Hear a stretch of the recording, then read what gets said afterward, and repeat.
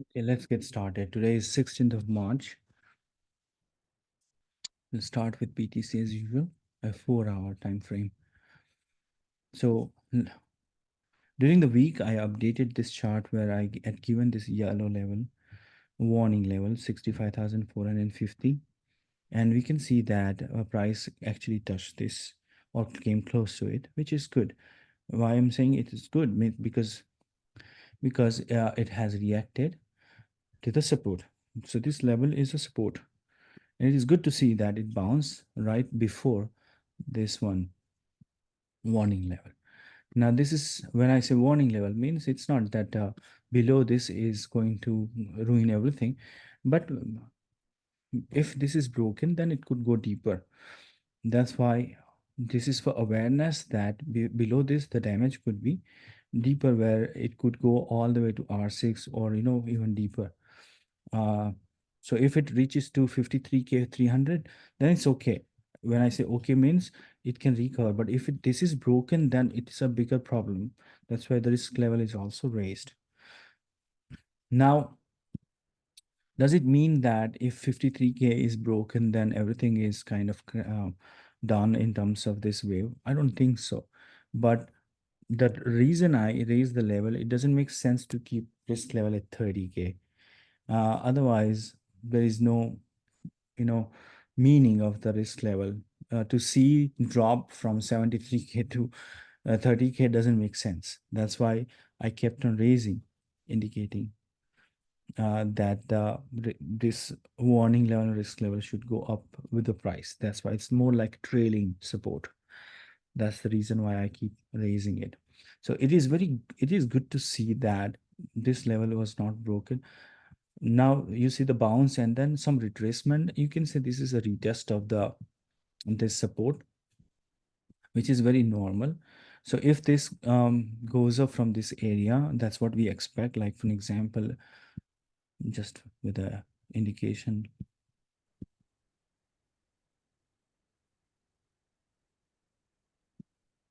So this is what we expect. Some consolidation in this range and then goes up. If it goes down, then as I said, it's not a big deal. Even this support is strong. This support zone is very strong and it could go up. But already retraced uh, around 10%, I believe, from the top. Yeah, just to 11%. So below this, we have to highlight that as warning because it doesn't make sense to just wait until this one. Right. Okay. So this is very positive. This drop is not something you have to fear about.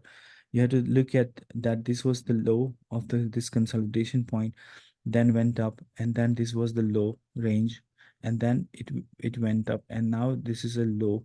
So this low is not even broken this low, right? So even if this comes down to this level, it's still a warning means you have to be aware. So what is the real interpretation of warning? In my point of view, warning means it is if I have, again, not financial advice, but one of the interpretation is you have to be alert.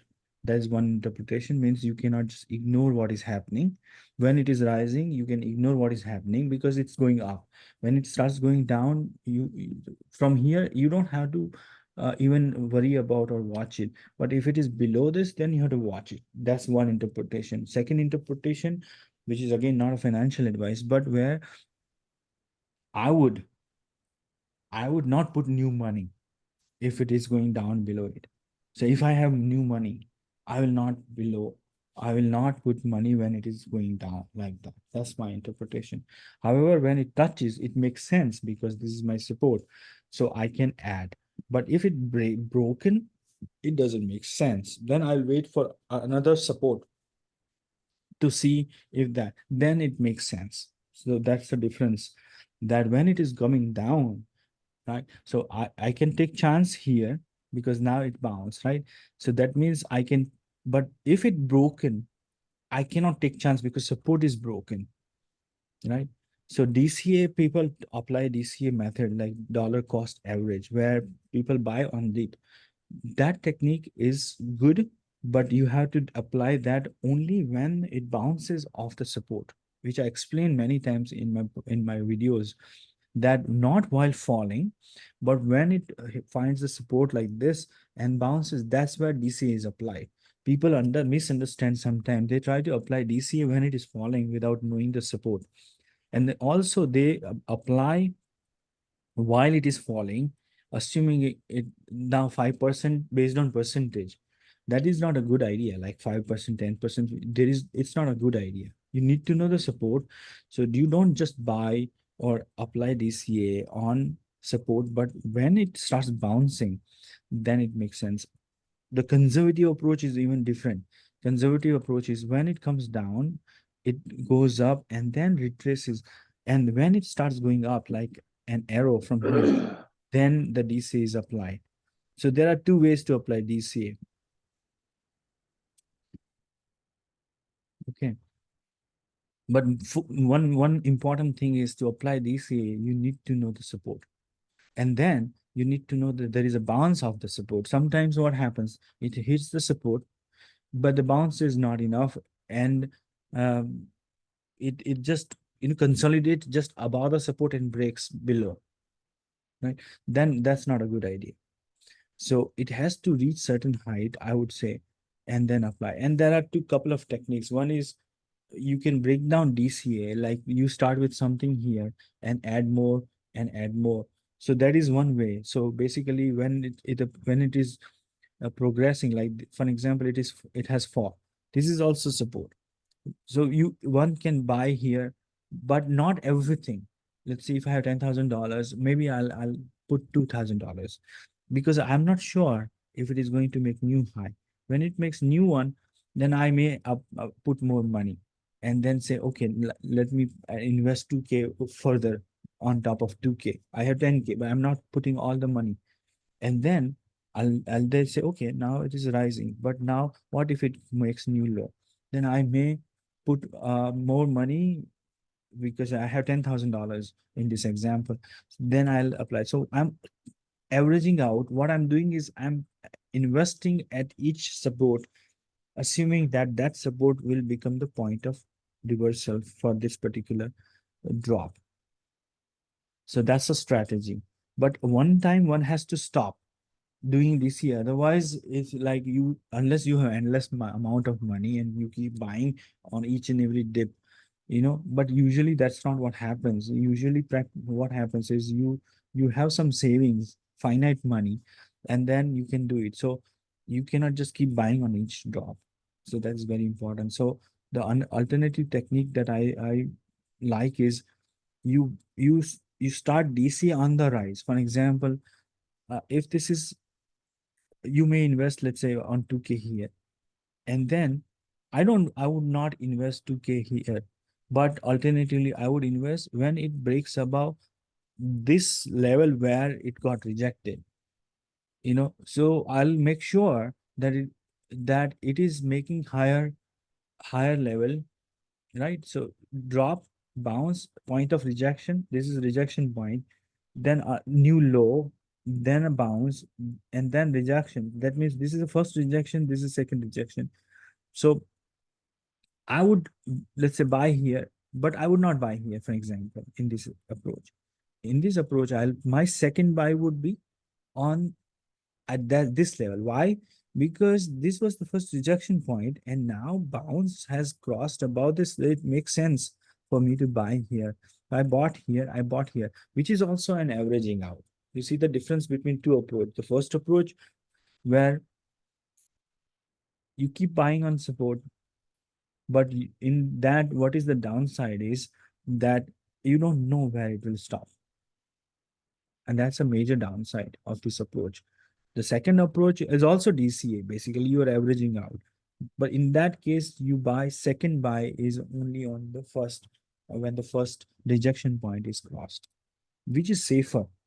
Yeah, in this case, because in so you buy in the second approach, you buy here, you don't buy here, you don't buy here, you buy somewhere here. That's how it works. Because If it makes new low, then this buy is useless. First buy, you have to take chance. Second, you are not taking chance because your plan is to get it here and then make new low. Again, you don't buy if this is a support. You don't buy. But when it breaks above the previous rejection, that's where you start. So this is second approach which I like. And usually this approach is not explained. At least I have not learned on a uh, public domain. I haven't learned. If somebody is teaching, then I mean really good. Um, so in my point of view, because this is more effective. Anyway, so I just wanted to cover the strategy, which I didn't plan, but in this episode, in this week, I included, which is my preferred way of DCing.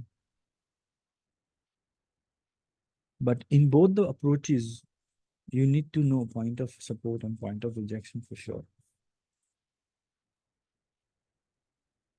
Okay. Um, so this is very simple that it's not crashing, still below, above the warning level. And even if it comes down to this level, it's not a issue. It's not an issue as far as trend is concerned. But this looks like a very positive consolidation so far. Okay. So we prefer that the likelihood of going. So yeah, as long as this price is below above, sorry, price is above the warning level, so it's good. One day, if you look at it, it's absolutely nothing. I mean, this drop is nothing, as you could see. If you focus on closing, if you focus on closing, it's nothing. You see, if it started, and this is not even a start of the wave, by the way, you know that this is one day. But for the one day, this is a segment, and this retracement is nothing. Means it's not a threat. But if it closes below a warning level, then it is something where we have to watch out. As I said, I explained the watch out meaning, and below this one is kind of risk. I could have actually put it below this one, but probably my calculation shows that this is the right level. That these levels are usually support levels, but not necessarily the exact, but around that level. Yeah. So, and this kind of correction is actually very healthy. The small correction like this, small correction like this is very healthy. Means it can really continue to go on the upside. I'm, in my opinion, a big, not opinion, but experience, I would say, any major vertical move end up in a longer consolidation. So if it continue, if along the way, if price action has 5-10%, BTC price action has 5-10% correction in between, like this one, like this one, like this one, this is very healthy. Means it can continue going up. It's like you take intermittent, I mean, some rest and then continue the journey, rather than go for a sprint and then you get tired. So it's like 100-meter run and like 1,000-meter. So in 100-meter, what you do, you give everything. Like let's say a sprinter of 100-meter, um, you see how exhausted that sprinter is after 100-meter. You must have seen, right? That, and if you ask that person to run another 100-meter, the performance of that sprinter would be miserable. Probably you can even compete, I believe, because that person has exhausted everything. That's what I mean. But when you look at when the run is for longer, they conserve energy and they go for longer. That's how it is. They don't exhaust everything. Similarly, so if the move is major, like near vertical and for long, then you cannot expect another move right away because it requires longer consolidation. So if you see intermittent break like this or correction like this, that means it's more sustainable. Longer term upside continuous move rather than longer consolidation. That's what it is.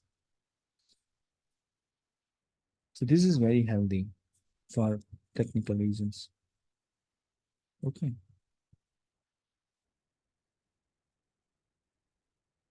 let's look at weekly.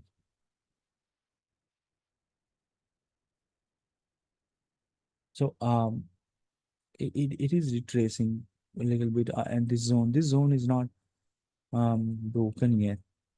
It makes sense, some resistance here, but again, if unless it breaks down, there is no concern. So it's heading up at this moment, and probably in this zone we can expect some major correction in near 80. So there is one more leg I'm expecting before it goes for correction. So this is a depiction where we may see a major correction in this zone. That's something we'll have to watch it. See, this is again, if it can bounce from here, or it can just consolidate. If it doesn't come down and consolidate here, we have to change it. But at this moment, this is my scenario that I'm weighing more on. Right? I'm not expecting this to go down further, but again, we have to be open. See, we have different options, but we say this is my option. That's the situation. So I'm not expecting this retracement from here. But if it starts doing it, then I have to adjust to it. But at this moment, I believe that there's one more leg up and then a deeper correction, not immediately. But then market changes. You know that market is not like it's not a future is not set in stone. So if market changes, a pattern changes, then we have to detect that thing. So whatever I'm saying, we have to retune it and readjust it. If the market, there are new events, because market events change the pattern. Right? So it's not that we identify pattern means market has to follow. It's not that because this pattern is being built, that means market has to follow. If that is the case, then everything is predictable. It's not like that. The idea is you the market event creates a pattern, but and the next market event could change the pattern. So if there is a market event which could change the pattern, we have to identify that, okay, the pattern that I had recognized a week or 2 weeks ago is changing, and you have to detect the change soon enough before it's too late. That's the whole idea. If some TA says, I have recognized this pattern and market will follow the same, that person is in illusion, as if that person knows the future. It doesn't work like that. So the market doesn't follow the pattern. Okay. But we try to find a pattern based on what market is doing. So it's totally other way around than what people say. So we don't claim that we know what market is doing. Sorry, we don't claim that what market should do. It's not about what market should do or but rather understanding what market is doing and then try to fit in. That's how it is.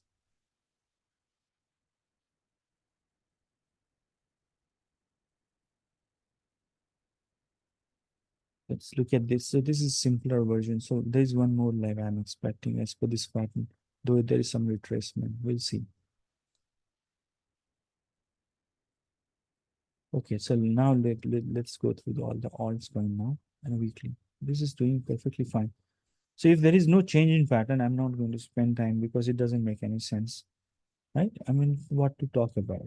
So for an example, if I'm healthy today, if my health level is same next week, what should we talk about?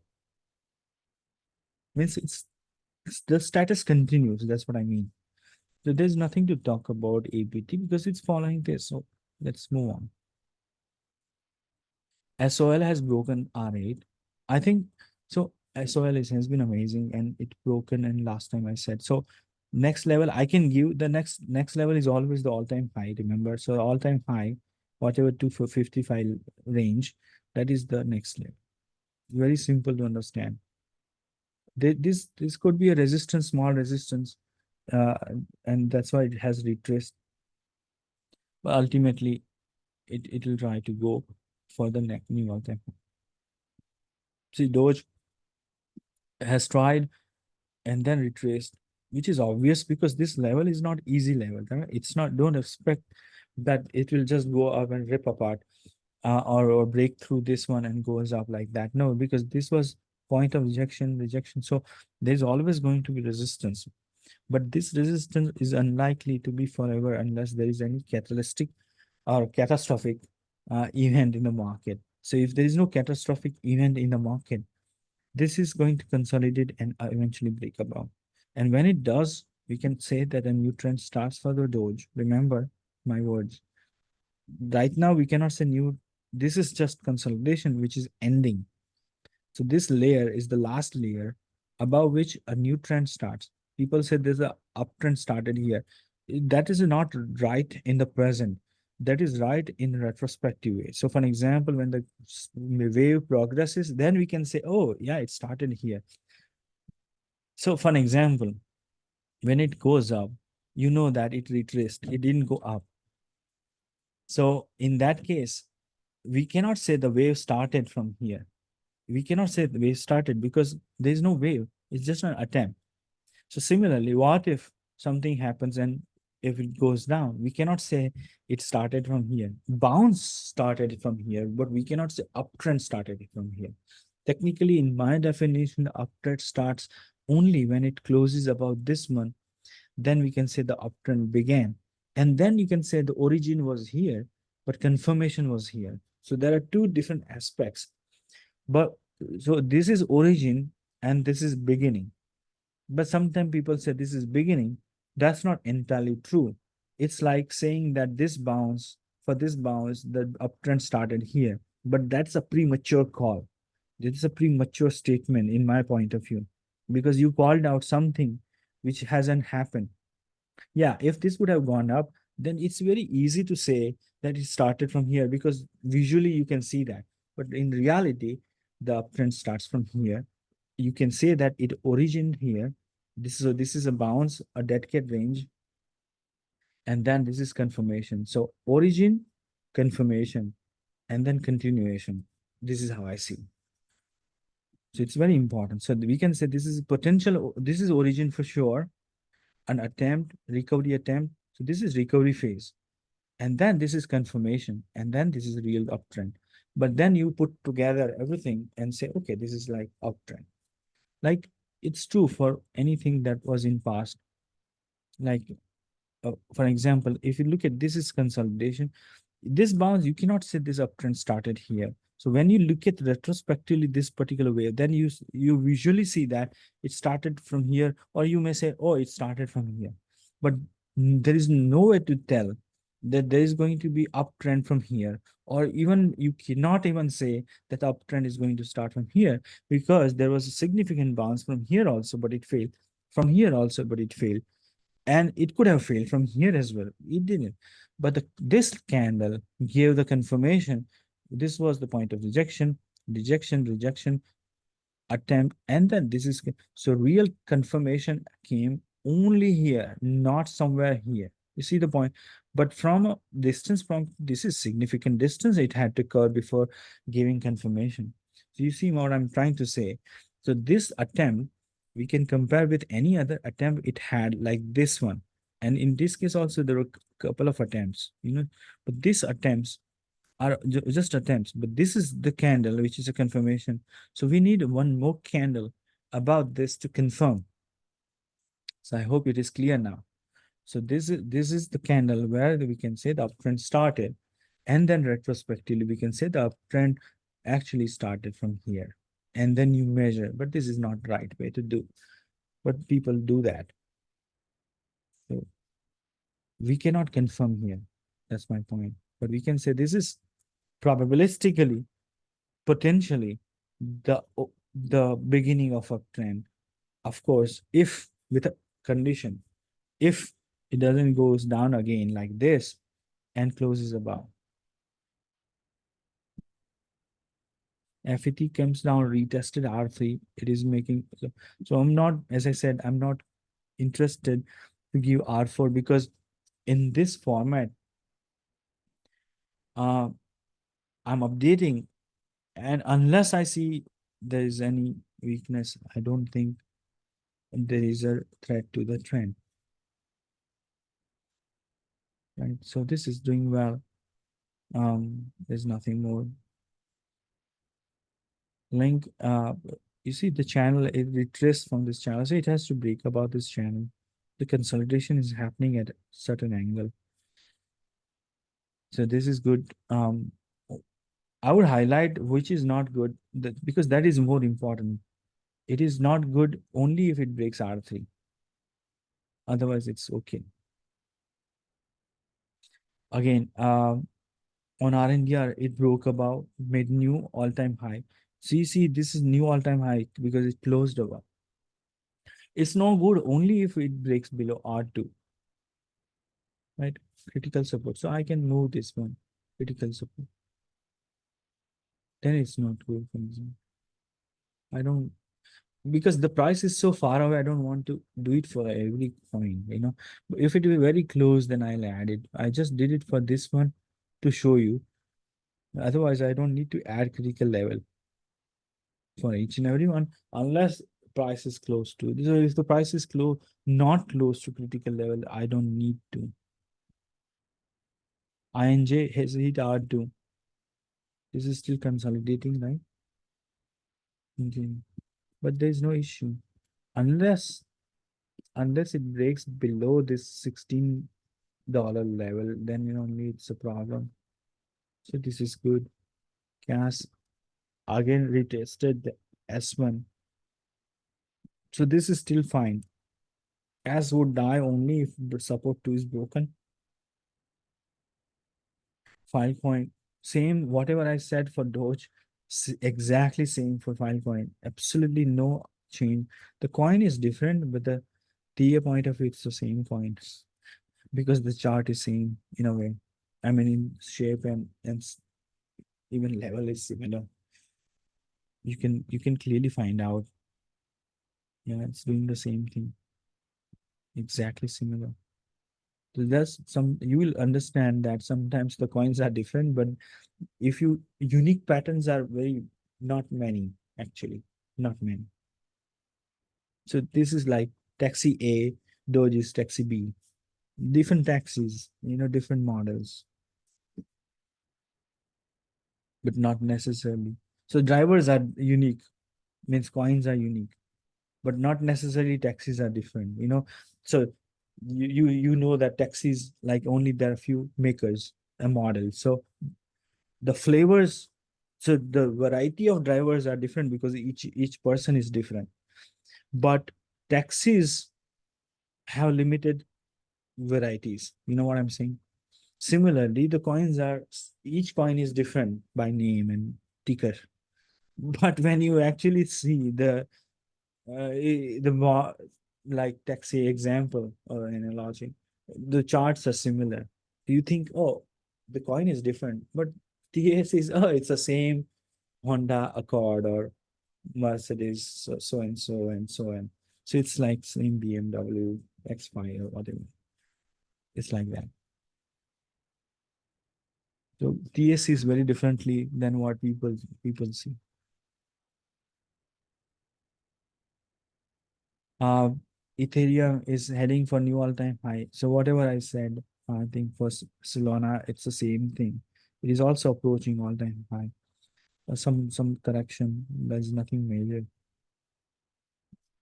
Ethereum will look for all-time high. Uh, so Ethereum would be in trouble only if it breaks below R2. Even all this range is normal. Means even retraces up to R3 is normal. Only below R2 is a problem. RUN is same thing. Only below R2 is a problem. Anything in between is fine. So it will look for higher level. TIA came down. So it didn't bounce from here, but we gave two options. So it looks like it. So it came to this level. I think we are tracking at a lower time frame. Yeah. This is not applicable. It's here. Now, if it goes below R2, then it's a problem. So even this is fine.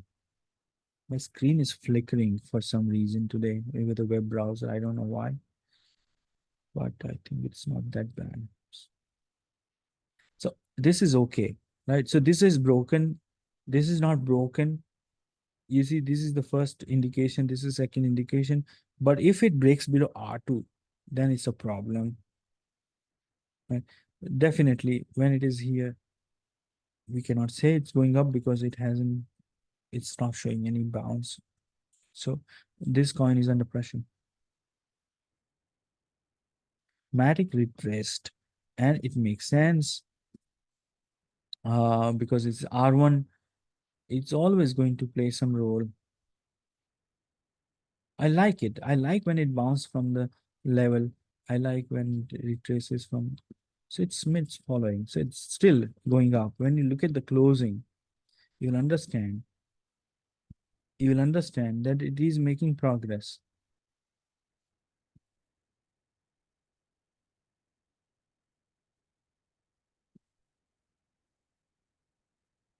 But it has to come to R2. Filecoin and Doge are here. It is here. So it's lagging a bit in terms of progress.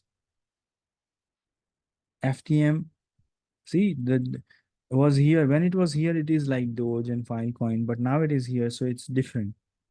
It has, we can say the uptrend started for FTM. We can say that because it's out of R2 in this box. So that we can say, so this is the point I was making earlier, that now it has confirmed. But now when we can say the origin was here, and then we can say, okay, now the uptrend started from here as one single line like this.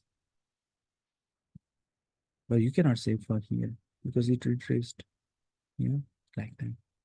It's very important to understand. I didn't go by the alphabetical order. I just realized, my bad. I should have sorted. So on BSV, important update.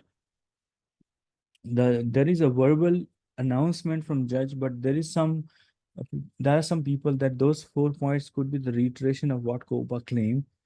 So though the media has announced that Craig lost, but I think we have to wait for the written statement and we have to see, because there can be an appeal and all. So to me, this case probably is not over unless I see written statement, because there are a lot of people interpreting that those 4 points are reiteration of what Copa said, because in that uh, the transcript of what I read, judge indicated that there will be a written statement. I don't know why there is conclusion from everybody. I'm not sure. Another thing is, I mean, there's no harm in concluding because that's what people do. Um, but that verbal conclusion seem to be open-ended in my point of view. Or rather, I would say I would conclude only if it is explicitly mentioned and clear in the written statement.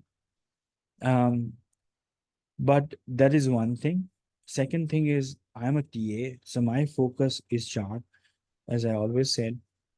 What is surprising is, let's say that written statement is going to talk about what everybody has interpreted so far, that the Krieg is not Satoshi. Krieg didn't develop the Bitcoin code and etc.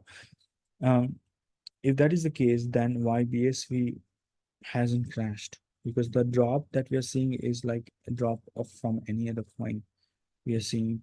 So this coin hasn't broken even this one. Forget. So if this coin is dead, only if this layer is broken below. This coin is still here. Um, so this is retracement and retest of this one. So this coin is not broken any trend, so to speak. So chart point of view, if you focus on the chart, uptrend, consolidation, up, sorry, bounce, and then some retracement, up, retracement. It hasn't broken this one. If it breaks, then it's in trouble. So this is alive and well. This coin alive and well. So the logical question I would ask that if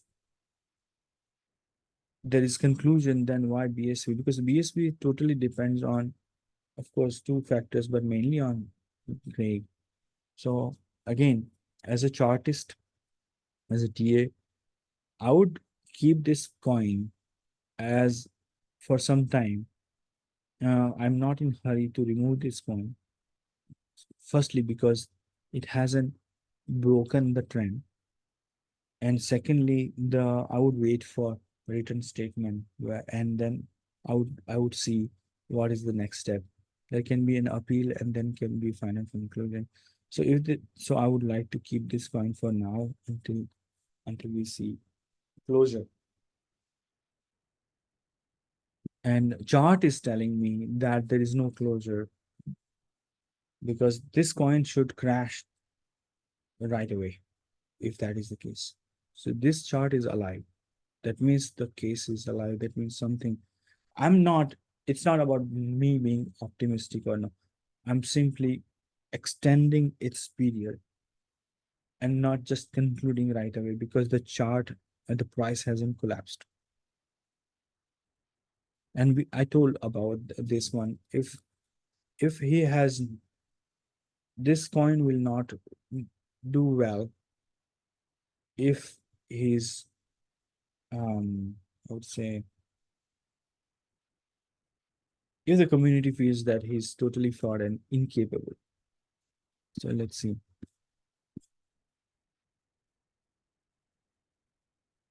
I would keep for some weeks. So that is my conclusion. I mean, interpretation of all the coins that we have. Right. So there is retracement, which is healthy because the BTC has been going on up for long. I think we can quickly look at DXY. So when we look at DXY, it is consolidating and doing exactly what it I would believe. So let's look at the DXY. In this one. So we expected some bounce, remember, right? And it is happening. Now, can it go about up to this? Then it's a problem, right? So if it comes down, if it comes down, then fine. So this is still okay. So this some reaction was expected because this was the edge. At some bounce is expected, but what we want is this one, right? So at this angle is changed a little bit, average point of view. If it goes down from here, then it will follow the blue. But if it continues to go up like, then it will confirm that it wants to take this path. This bounce is not a confirmation for either this or this, to be honest. It's a confirmation that only it reacted to this edge, which is very good technically speaking, because this edge is a support. So there is some bounce, but whether this bounce will go and shape go like this. So if it completes this segment, then we can say this path is on. But if it just bounce like this and then drops, then we can say, so right now it is following the blue unless it completes this one. That's how it is. So this part, the purple one, this is valid only if it completes this. For now, the blue one is in control, is being followed. But this is technical move. You are expecting it to bounce from here. This is an edge.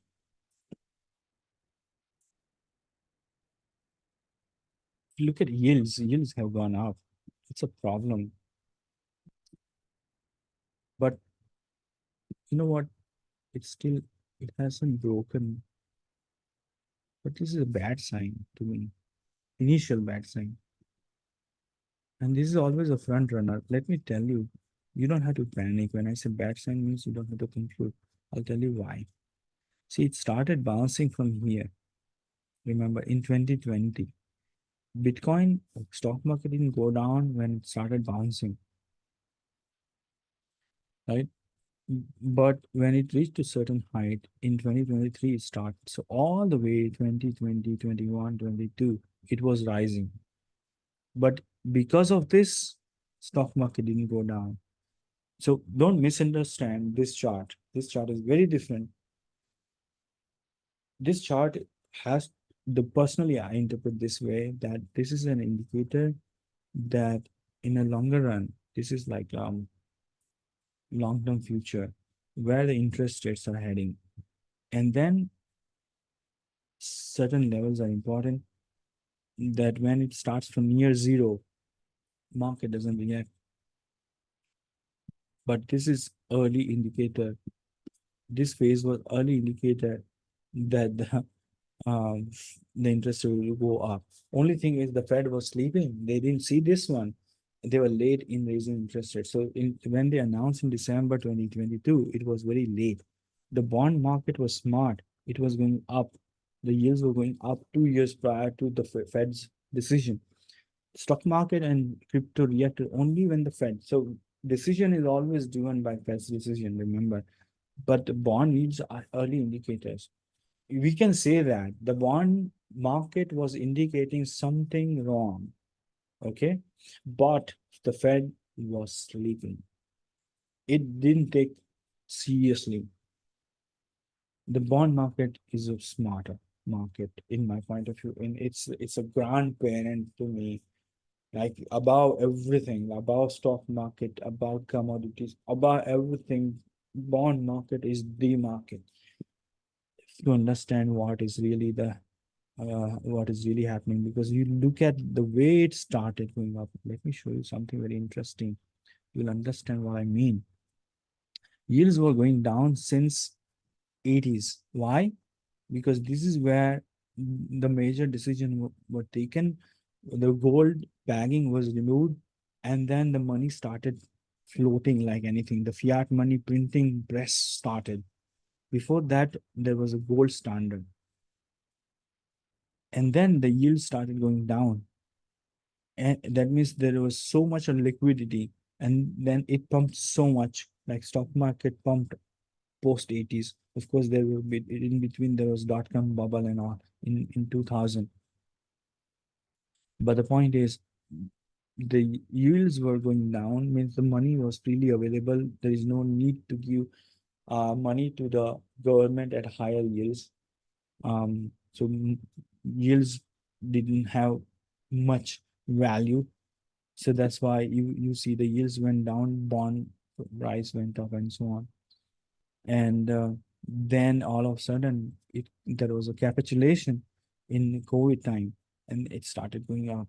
So when you look at this chart, it is going up, and this is worrisome. Look at the trend. That this trend, this downtrend, the pink line was broken somewhere here. So which is what? This is January or mid-May. Sorry, mid 2022. So people were thinking that this bounce is I mean regular bounce like any other bounce. But when it broken in mid 2022, probably Fed realized that this is something unusual and something serious.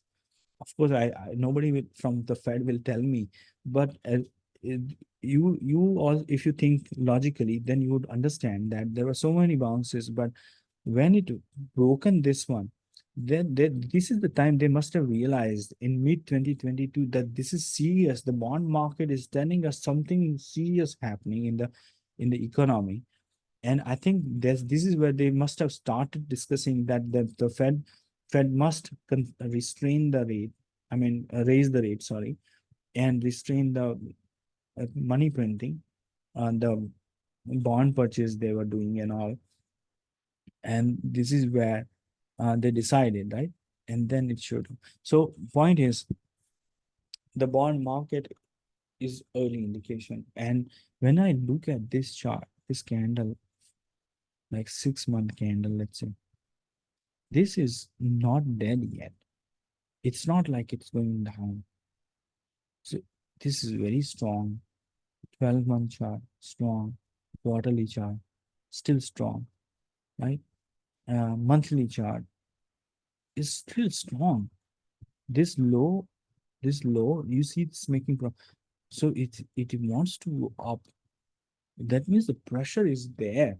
So we cannot keep our eyes closed and assume. And let's not forget that the inflation is rising for last 2 months, marginally, but rising. January and February. I'm talking about the US data. Inflation has gone up. Inflation rate has gone up.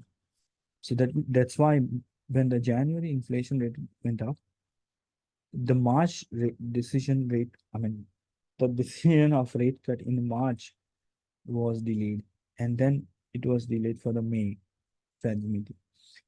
Fed February's month data is inflation data is also higher.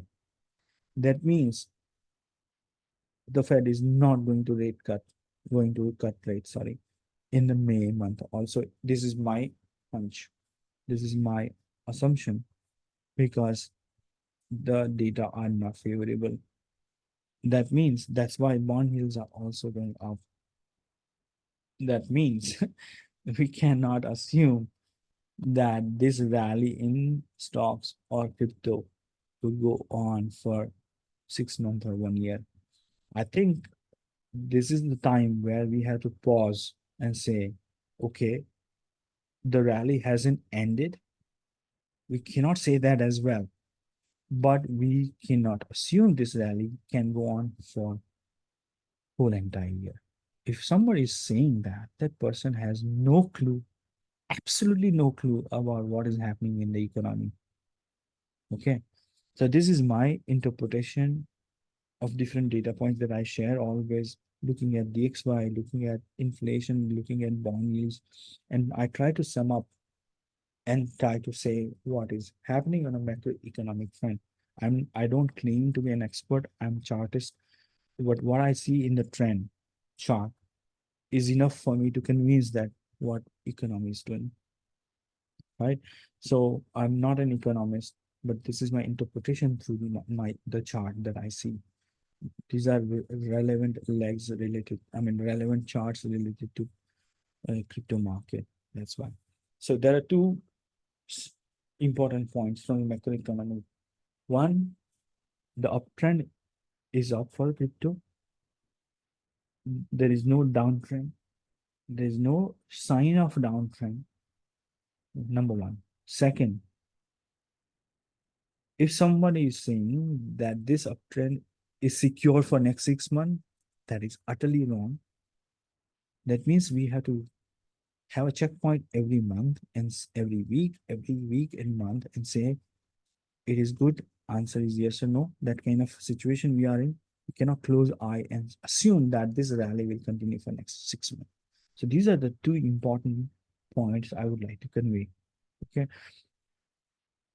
So every week when we meet, we have to just have this kind of checkpoint and see how things are going. And that's the pragmatic and realistic way, I would say, rational, um, for us to assess the market. And bond yields are indicating that the second point, that's right. Okay, that this rally cannot be confirmed for next 6 months or 3 months even. The next 1 month or 2 months are very important. And my hunch is saying, looking at the data, that the Fed is unlikely to cut interest rate in month of May. We'll see. And if that happens, what market might do is it might do some correction, deeper correction. Might not start a downtrend, but in next 2 3 months, inflations are not contained. Then I think that you can consider that that correction will will actually trigger the downtrend, right? So I think there's one more month, in my opinion. The whole entire March should be good. April should be good, but in May is something major we should expect. And sometimes market is forward looking. So that's a trick.